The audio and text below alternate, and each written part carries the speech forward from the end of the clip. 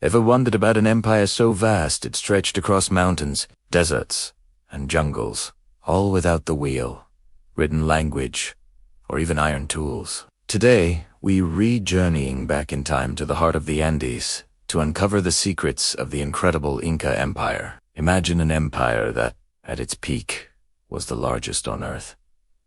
This wasn't in Europe or Asia, but right here in the Americas. From the 13th century, the Inca civilization began to rise, centered in the stunning mountain city of Cusco, Peru. They called their empire Tawantinsuyo, which in their Quechua language means the four parts together.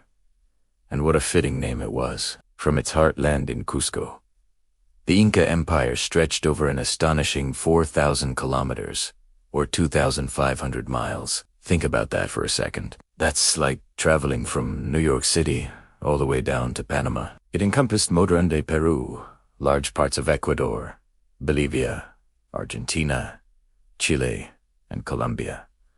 This wasn't just a flat, uniform land. It was a realm of dramatic contrasts. The Incas ruled over the soaring peaks of the Andes, the arid coastal deserts, and the denser, humid Amazon rainforest. Managing such a diverse territory required genius, and the Incas had it in spades. So, how did they build this colossal empire? Starting around 1438, a series of powerful and visionary emperors, known as the Qhapaq Inca, began a rapid expansion. The ninth Qhapaq Inca, Pachacati, is often credited with transforming the kingdom of Cusco into the mighty empire we know. Their strategy was a clever mix of military might and diplomacy. They would often offer neighboring tribes the chance to join the empire peacefully, promising them security, access to food stores, and the benefits of their advanced infrastructure. If a tribe accepted, they would become part of the Inca state, keeping their local leaders but pledging loyalty to the Qhapaq Inca. If they refused, the formidable Inca army would move in. This dual approach of conquest and assimilation allowed them to rapidly incorporate 100 different ethnic groups, each with their own customs and languages, into a single cohesive state. At the very top of this highly organized society was the Qhapaq Inca, who was considered a living god, a direct descendant of the sun god, Inti. He ruled with absolute authority from the magnificent capital of Cusco, which the Incas saw as the navel of the world. The empire was divided into 4 administrative regions, or sayas, that all met at the center of Cusco. This quadripartite structure was fundamental to their worldview and governance. A complex hierarchy of officials, governors, and local leaders ensured that the emperor's will was carried out across the vast realm. Everything was meticulously organized. The government controlled the distribution of land, labor, and goods. There was no currency. Instead, the economy was based on a system of reciprocity and redistribution managed by the state. One of the most mind-boggling achievements of the Inca was their engineering. To connect their sprawling empire, they built an incredible road network known as the Qhapaq Ñan. This system spanned over 40,000 kilometers, or 25,000 miles. These weren't just simple dirt tracks. They were paved roads, complete with stairways carved into mountainsides, suspension bridges woven from grass fibers spanning deep gorges, and rest houses, or tambos, placed at regular intervals for travelers and messengers. Elite runners, known as kaski, operated in a relay system along these roads, able to carry messages and small items across the empire at incredible speeds, reportedly up to 240 kilometers a day. This network was the circulatory system of the empire, allowing for the rapid movement of armies, administrators, goods, and information. But their engineering brilliance didn't stop there. To farm on the steep Andean slopes, the Incas created breathtaking agricultural terraces, or andines. These stone-walled platforms transformed impossible mountainsides into fertile farmland. They weren't just piles of dirt.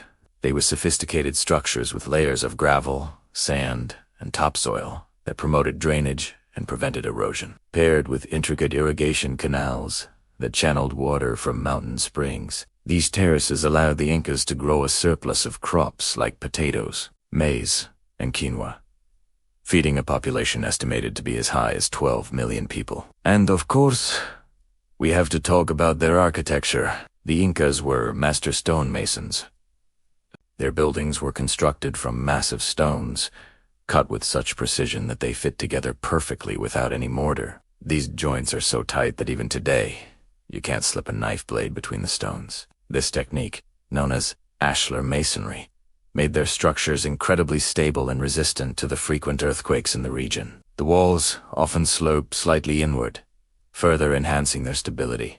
The most famous example of this architectural prowess is, without a doubt, Qhapaq, perched on a mountain ridge nearly 2,500 meters above sea level. This stunning city in the clouds was likely a royal estate for the emperor, but its perfectly constructed temples, palaces, and houses, set against the dramatic backdrop of green peaks, remained hidden from the outside world for centuries after the fall of the empire. It's a testament to the Incas' skill and their deep connection with the natural landscape. But despite its power, organization, and ingenuity, the Inca Empire's reign came to a sudden and tragic end. In the 1530s, a small band of Spanish conquistadors, led by Francisco Pizarro, arrived on the shores of Peru. They arrived at a time of great turmoil for the Incas.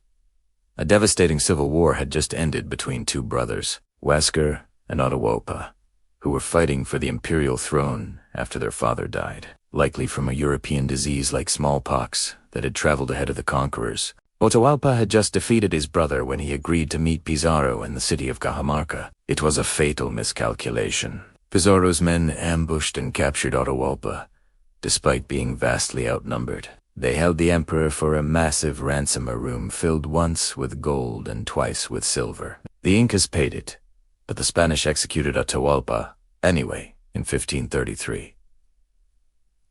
With their divine leader gone, the empire was thrown into chaos. The Spanish, armed with steel weapons, cavalry, and aided by native allies who resented Inca rule, marched on the capital of Cusco and captured it. Although the capital fell, the Inca resistance did not die. A rum state was established in the remote jungle city of Vilcabamba, from where the last Inca rulers led a guerrilla war against the Spanish for nearly 4 decades. But in 1572, the Spanish located and conquered Vilcabamba, capturing the final Qhapaq Inca. This marked the official end of the mighty Inca Empire. In just a few short decades, one of the most sophisticated and powerful civilizations in the world was brought down. Yet, the legacy of the Inca endures. It lives on in the Quechua language spoken by millions in the Andes today, and the stone pathways that still crisscross the mountains and the agricultural terraces that continue to be farmed, and in the spirit of the Andean people. The story of the Inca is a powerful reminder of human ingenuity, achievement, and the fragility of even the greatest empires. Thanks for joining me on this journey through the land of the 4 parts. If you enjoyed this video and want to explore more amazing chapters of human history, be sure to hit that like button and subscribe to the channel. Let us know in the comments which ancient civilization you want to see next. See you in the next video.